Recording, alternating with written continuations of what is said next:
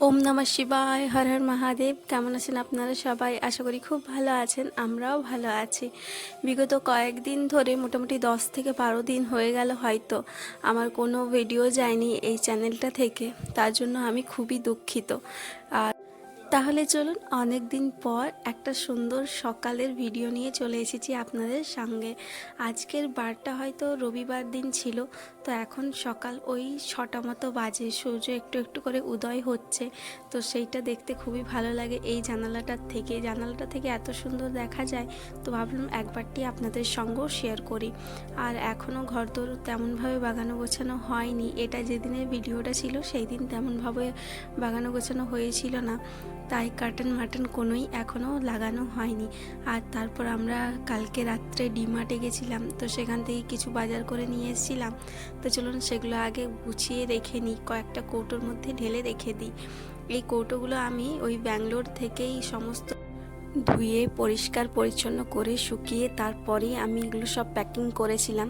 আমার মতো করে আমি একটা থলিতে ভরেছিলাম, তারপর সেই থলি সমেত ওই প্যাকার্স মুভার্স দাদারা ভরে নিয়েছিল। তাই এক জায়গাতেই সমস্তটা পাচ্ছি বলে একটুখানি সুবিধা হচ্ছে।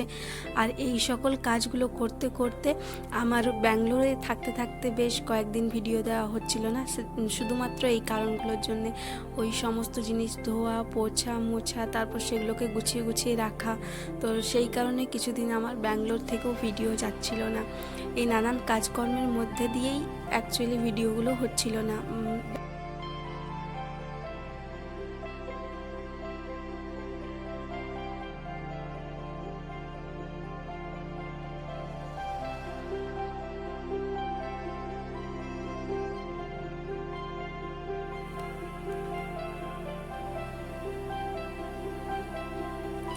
চলুন তাহলে এই সকল কাজ হলো, একটুখানি বাজারে যাই।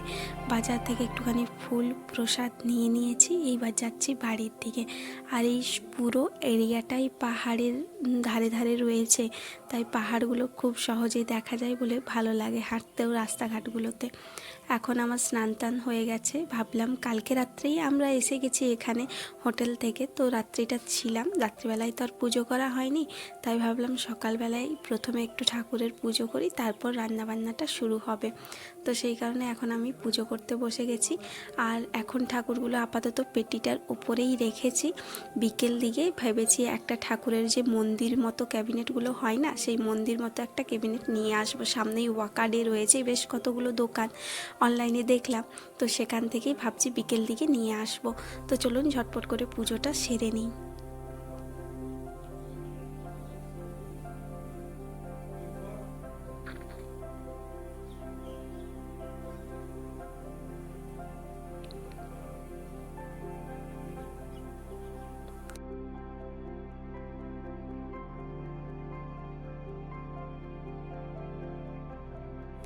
এখন শোনো, মনের সুখে বদমাইশি করে নিচ্ছে। তবে চলুন, রান্নাবান্না আমি আগেই করে রেখেছিলাম, স্নানে যাওয়ার আগেই জলখাবারটা বানিয়ে রেখেছিলাম ঝটপট করে, রুটি আর ওই একটু ডাল। তো চলুন সেটাই আগে খেয়ে নিই। এখানে আবার মুড়িটা পাওয়া যাচ্ছে না, আর পাওয়া গেলেও সেটা খেলেই আবার শরীরটা খারাপ হয়ে যাচ্ছে। তাই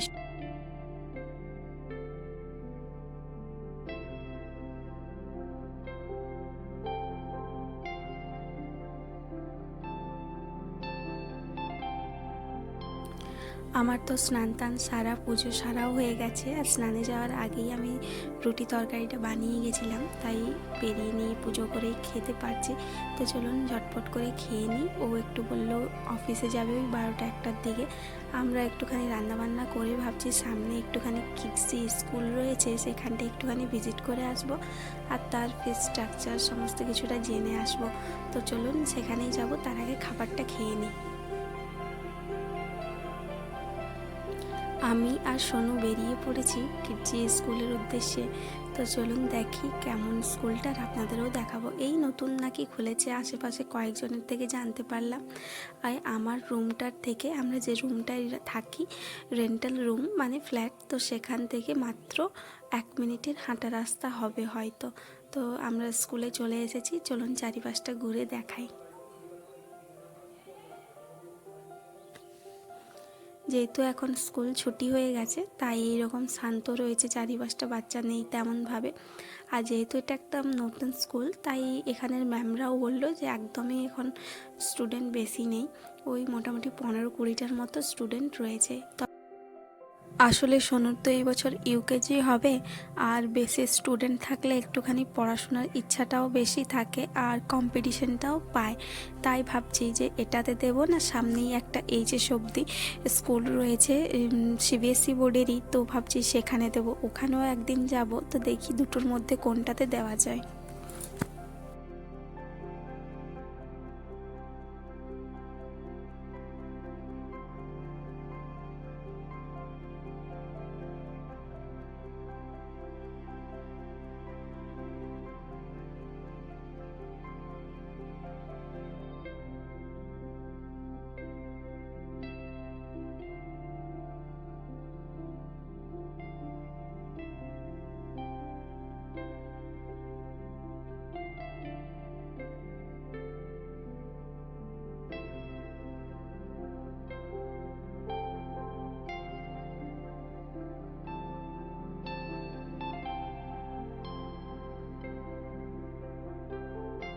চলুন তাহলে মোটামুটি স্কুলটাও ঘুরে দেখলাম, ফিজ স্ট্রাকচারটাও জানলাম।